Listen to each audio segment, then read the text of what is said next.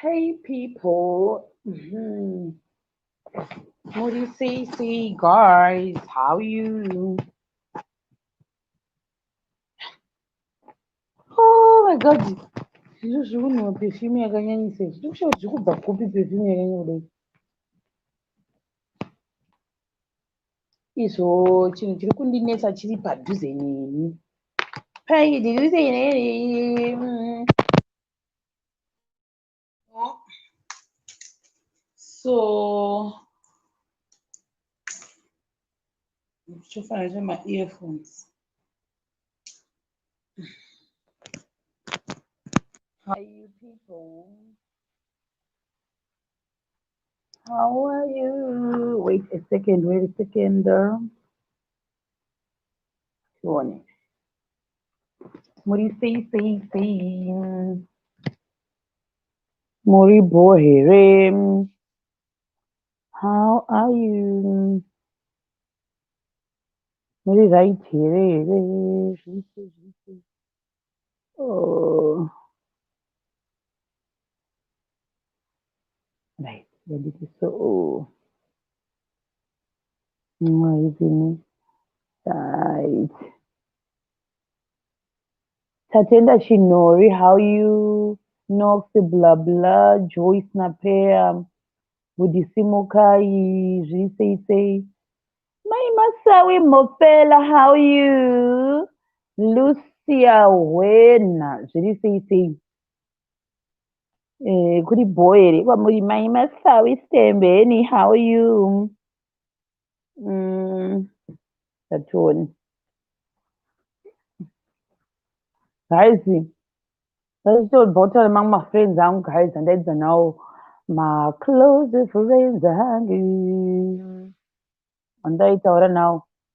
Ndiri kuchikoro saka vane birthday nhasi zvokuti pakudana ndikoni ndachoriwo navo so mafriends angu. Caroline Matsebo, how you? Nduna Nkomo, long time guys. Lokaji Chidunga, how are you? Long time guys. Nhasi ndangoti hayi ndivele mwe kudombo ndenda zvangu palive but cause ndachisota out zvinenge you know, and sometimes we have to just accept my situations anenge avepo zvinhu zvikasaenda in the right direction yaunenge uchida saka ndo yacho iripo iyoyo saka rega nditomboenda zvangu live zvinhu hazvina kuenda according to my plans andanga ndichigadzirisa zvakaenda nepamwe zvinhu zvandanga ndichigadzirisa zvandaichiexpecta zvakaenda nepamwe hazvina kuenda negwara randanga ndichida inini. So just unfortunate, you know, very unfortunate. Muri sei kwamuri ikokoko nezvimwe zvekuti unogona kuronga iwe but mwari vokuendesa nedzimwe nzira zvakazongozviaccept you never know pamwe jehovha musi wedenga anenge ane mareasons ake but well it happens. Crescentia Dangiso Chinakatresi, how you? Guys, unenge uchimbogatsa zvimwe but like I said kuti zvandaida kuita zvakaenda nepamwe hazvina kuenda nemarongero andandakazviita but what can I do? There's literally nothing I can do about that. I can't change my situations andisingakwanise kucontrola. Zvakatombondirwadzawo zvangu ndiri kuseri ikoko because like I had high expectations kuti zvinhu zvakaita kuti hazviite but zvakaenda nepamwewo zvinoitika tongo accept hazvazoitawo zvinoita but for the meantime zvakaramba zvadaida kuti ndiite but on a good note ndakapiwa another visa neimmigration kusvika 30 November. Takano munhu wese akapiwa mastembi kusvika 30 November. That's the only good news I have on my side. The rest is just bad news. This is just bad news, guys. It's just bad news.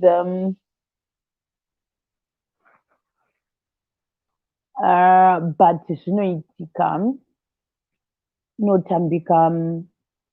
You can't force things. You can't force matters. That's what I can say. Ndongomirirawo tinenge tainonzi wait and see ndiyatinoita. So nhasi ndangoya ndichangokuudzai katurundo ndachanga kumboedha vanhu. So zvakaita nezvekuti and you know guys paper day tiri kuita mabirthday what inokuti ndokwanisa kuutena kamera iyi. Handimi kuona this mawalls aya. Handimi kuona this takazvizama kuzvibvisa this zvakatoti one day zvakadaiwo so handiti. So obviously I can't leave imba ndichindikandakuda kuenda kumba I can't leave my walls akadai also. So zvakaita nezvekuti last week yese ndaizama kuti sei kutsvaga pen yekuti ndivhare apa. So like sister ndakuti sister yangu brother yangu handiti anoita izvi ndo zvake uya wandaiti ndikutsvagewo attachment ndo department rake iyi izvozvo izvozvo ndo zvaanoita izvi even kutomixa anozvigona zvese saka mandati nganimubvunze aitondifonera ari kubasa gaizini akazama but inini kuda ndini ndasingarwisisi oro panyaenda kushop hatina unonzwisisana kuti chandiri kuda chii chaizvo mashopu ependi ariko but maybe chandiri kuda chacho chaicho ndaipiwa the wrong thing takanga nozitora uyu yacho ndakazvisaukishenuko pane this other thing I think ipendi yemagedhi saka aianga unotenga black and brown wosanganisa sena handizivi kuti kune pendi chaiyo kune inonzi matinda kune dzinonzi amenoglosi kune iyoyo yacho ningengeyemagedhi yesimbi ndoichipi vangoti inogona kuita imboitira tinoinese yange yakachipa guys I think it was dollar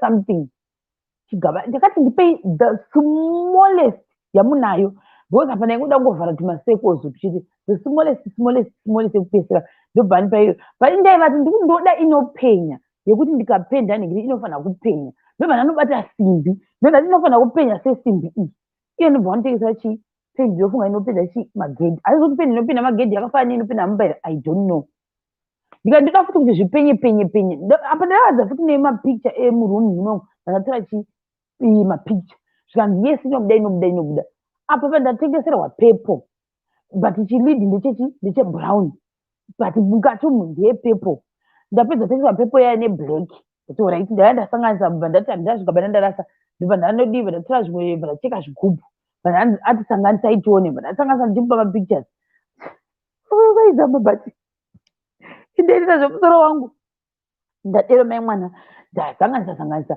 zvabuda zvakaita kunge cheri mai mwana kunge blackberry mozodhingire blackberry reriya I'm like no izvi zvikuda zvakasiyana izvi itange pepo but pepo yayatozvichinja ndasanganisa nei yakutange blackberry handiti haiiti zvandinatione ndingogomesa padiki ndikati kuita kunamiri kuita but haisi kubuda kala yemadziro ayondoita sei ndasiya paipai mai mwana ndaisa idzi ndazama kudaisa oiri aminoti ndandakuda kuita sei ndaisa oiri ya uyu ati oiri iyo hamuisi ipapo munozomirira after ekera ini ndikati ukundirevera nhema ndokubva ndatenga kudira oiri yaiya mukati mependi yaiya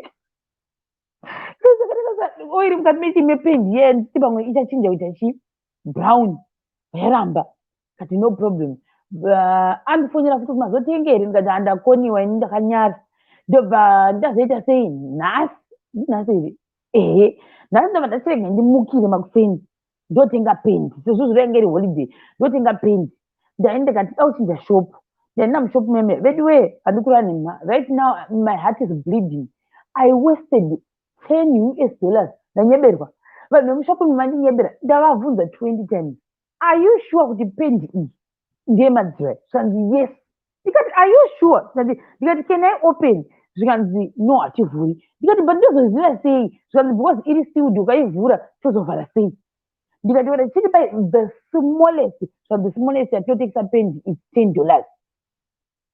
ndikati ndanditengi ndandafundira chi bradha yangu anga anditi matenga chi pendi yewhite moisa pendi yewhite ka moisa zvekutinda zvezve hanzi matinda saka inini I think pandikuti kunana matinda ka pamwe hatisi kunzwisisana kuti tinda yandikureva yakaita sei ndatenga vanditi the cheapest yandokwanisa kutengesera pendi iyo ikala yebrown zveshuwawo panenge pane uyu yakachakawo chocolate handiti ndikati but I don't think kuti chocolate yamukutaridza ndiyo ini ndikuda like yakaita dark chocolate ndiyadira zvikanzi ndiyo kutaridza ndikati haisiriyo zvikanzi ndiyo ndikati you guys this one ikuita kunge yakacheneruka ini ndikuda imwe soo yakaita guys ndatora apart even kumba kwalendombi vangu kwakapendwa nekala iyi but hakuna kusva inozopenya ndikati are you sure idi iyi zvikanzi yes ndikati but mwoyo wangu uri kundiudza kuti haisiriyo zvikanzi ndiyo yakatoita kala iyoyo ndikati $10 yangu ine ndikati hamuna here chimwe chekupesa chitukutukutukutuku chekupesera choita kana $1 zvacho zvikanzi ndo itori diki diki iyoyi ndikati ngandimutse apanga akavataka ndonga dzadziri kumakana 4 am kuzimbabwe ipapo ndafona ngati muka shamwari muka because ini handingatengi pendi inoyi ndisingazivi kuti ichandiitire kana haindiitiri saka itomuka zvako ndamumutsa guys akamuka ndikamuexplainira zvikanzi madii kutenga yewhite moisa matinda kana matinda chava kuti hanzi matinda zvichazongokostera because pendi yacho unozoti tinda futi zvodhura ndikati ndikati saka ndakutenga yanzi yakatodi you don't need to mix yakamisiwa kare ndauya nezigaba rangu riya chachirema kasi chigaba icho chachirema ndakauya nayo paya ndati wakonfirm ndauya nayo ndavhura vedu we guys let me tell you munoziva tii inoita unonzi muchunjuzuro mwaiuza here mukuru chinonzi muchunjuzuro muchunjuzuro ndokuti paya papo pane muchinzi mukaka wakupera asi munhu wese unoda tii nemukaka moisa masamba enyu zvipauda zvishoma shoma zvinenge zvangosara zvekukona zvezvo ndo zvamongoisa zvinongopenda zvipauda zve zvinongopendawo kuti tii ibve muutsvuku ingonziwo yanga yapotsa yapfuurawo nemukaka ndo unonzi muchunjuzuri iwoyoyo wetii yekuti hauwisa kuti mazesa mupoto yange ine mukaka wangu wasarira masamba here kana kuti chii chaitika haina kala tiyoyo unonzi muchunjuzuru chaiwo chamuchunjuzuru ndo zvana zvakaita pendi iyoyo muchunjuzuru wependi $10 yangu yoenda ichimanya ichakuhuhwidza kuti ndarwadziwa pandavhura paipai tidai vangovhura zvavo kadai vangonditi pendi apa but havaiti izvozvo saka ndoziva sei ndikanobata paika ndikati imi ndati ndikuda pendi yakaita seiyi ndo yandiri kuda iyoyo ndo yandiri kuda zvikanzi ndiyo guys asambona pendi yakacheneruka kudaro up to now I don't even know kuti inopenda here ende even pandazama kuda kupenda pacho nyika haina kana kutombobatira yaramba kubatira inogobatira sei pakadero ndagwadziwa sikamboiti ndavhura paipai ndikati kana apa pazvigaba zvazvapera saka pane chimwe maplate kana saka chashandisika ndozvandisa plate ya ndikati ndakusanganisira zvondoita ndoti kona iyi ndoiisa chii ndoiisa pendi iyi ndosanganisira neblack kuda inochinja kuda chii dark brown ndozvandaita ndeiisa paipai hazvinanga ndombobuda pendi yeye yatokundwa iyo muchunjuzuru wependi yayo watokundwa bva yatina black yese ndozvatora iyeye yakaita cheri iyeye yakaita iyoyoyo ndagandiiti cheri kana kuti blackberry pendi yacho ndapendawo ndaisa yanoovateka futi brown yaya ndayaita times 2 blackberry ndondationa chirega ndimixe zvese zviri tutione kala iya yakundwa yangosara futi yakangoita zvemuchunjuzuru but yanga atiwo blackberry kind of yainda kunokundwa neblackberry ndo yaita strong ndikati too late ini zvependi zvanetsa apa ndakatenga necheguroresa ndamboti ndaimboisa yakadiri ndoona kuti inochinja here ndambonesa pangubasa sezva so hapana kana effect yandaona ichiitwa nependi iyoyeni I don't even understand kuti pendi yerudzi yini yakadero yakashata pendi iyoyo haisi kana even pangori pleni haisi kupenda zvakanaka ndamboisa kati nyowati rega ndipukuti because ndandamboramwa kana ndikati ndangopenda pesa kati madziro evanhu rega ndipukuti ndapukuta ndikapakwesha pese ndikabvisa saka inondoita sei ndapererwa ndikati ndakutosimuka izvozvi ndakuenda kumall kunotenga cutex.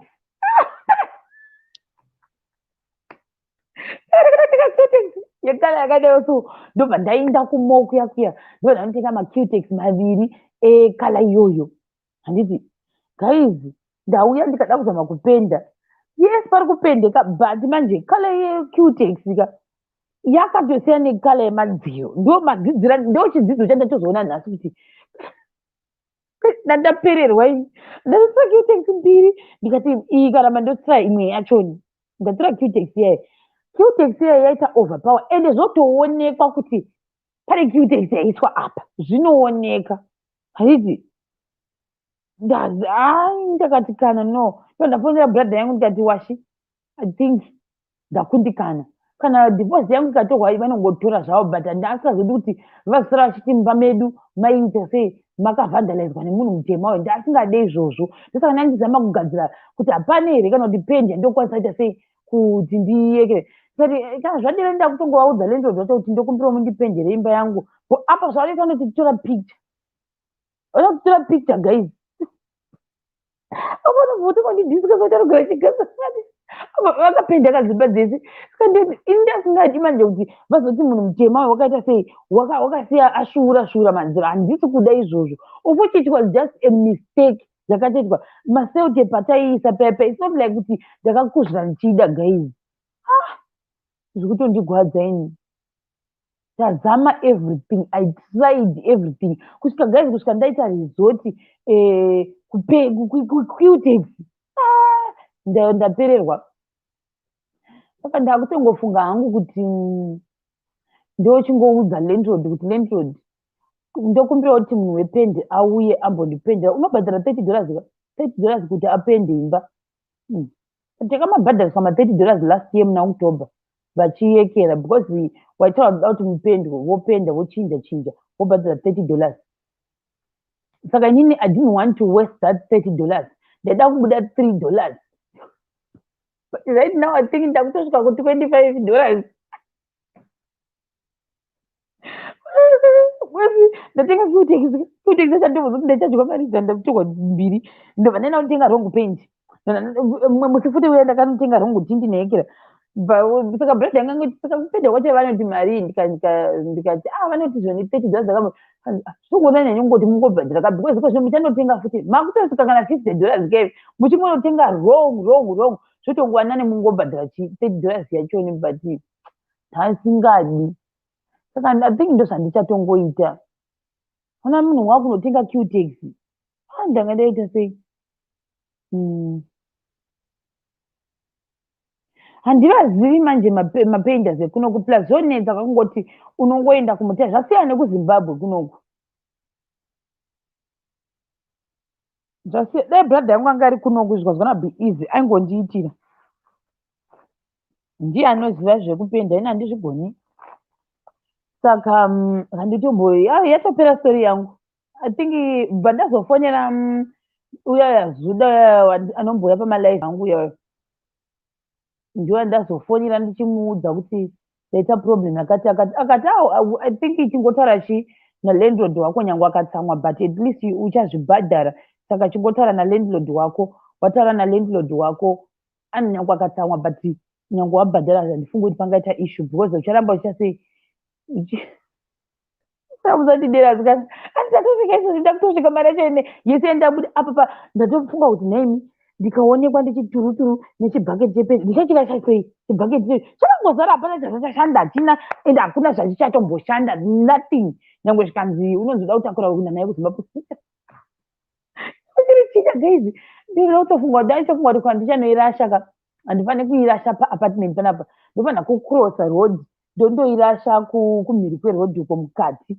Ndozvandichatoita ndichandoirasha ikoko ndoirashira ikoko because ndikairashira panapa mukadzi anoklina achavhurawo taziva kutoti saka munhu akatenga pendi akangorasha pendi yakadero ndiani. Obvious, who else is the suspect pano anoita madhina mutuna ndini. Ini ndini ndiri capable of doing zvinhu zvingori crazy saka ndini. Oh my God. Zvakaoma hazvo guys, upenyu hwangu huri pari mananzombe right now. saka ndichangorovera mwoyo kudombo ndongomuudza mumwe musi ngoti landlord ndokumbirawo kuti pandinongobhadhara rendi ndobva ndamuudza kuti landlord ndokumbirawo zoti munditsvagewo munhu uya akambopenda auye apende madziro angu ndinotsvaga reason yekuti ndimunyepere kuti madziro aya chakaitika ndechekudai ndechekudai ndozvandichaita. Ndichamurevera nhema ndongomudza kuti ndaizama kuda kuklina saka ndaisimudza mabhedzi ndasimudza mabhedzi. Hello would you precious hello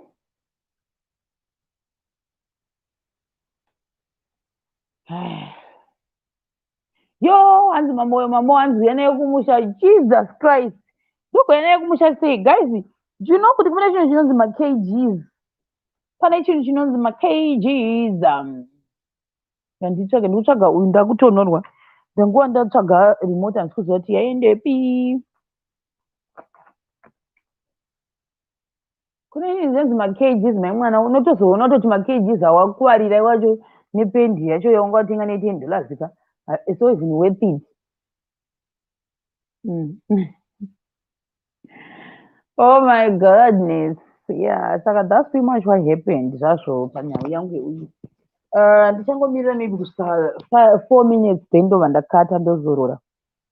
Actually I have to cook. I haven't cooked yet. I haven't cooked yet. So yeah, this basically nyaya yangu yanhasi ndo zvanga ndangoenda zvangu nazvose but maybe mangwana tichambodzoka tomboita edu machitchat edu tichingotaura nyaya dzakasiyana siyana. Like I said, what I was planning didn't go as per my plan. Pane zvinhu zvakaita kuita kunonzi kuinda southwest, so ndakutongotangidza futi kumboita angu mamwe malive angu tichingonzwisana tichingoenda kusvika time yacho futi ndazoita luck, maybe I might be luck again. Kana nda kuita luck again I'll just let you know kuti guys ndichambomira kuita malive angu. Ona ndo yaya ndaikudza kuti zvonetsa kwakuudza munhu maplans kuti so saka ndofana ingoti pane zvinhu zvandokugadzisa but it didn't go as per planned. Inotambika. I'll just be patient and wait kuti ndizwe kuti zvichazofamba sei kumberi apa. But